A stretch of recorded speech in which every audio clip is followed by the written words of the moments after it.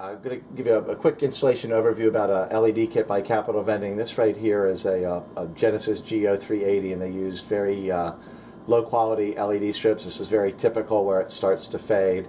What you want to look for our plug-and-play strip is just going to have a single red and black wire, this little two-position connector.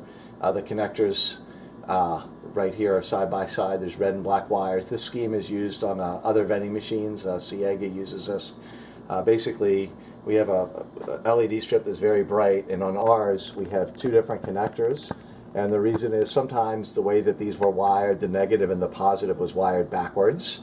So we wired these backwards. So if you plug it in, like if you plug it in on this side, it's going to light. But if you were to plug it in up here, it would not light. So if you buy our kit, just remember the reason for the two connectors is not all the machines were properly wired, and we kind of changed the positive and negative.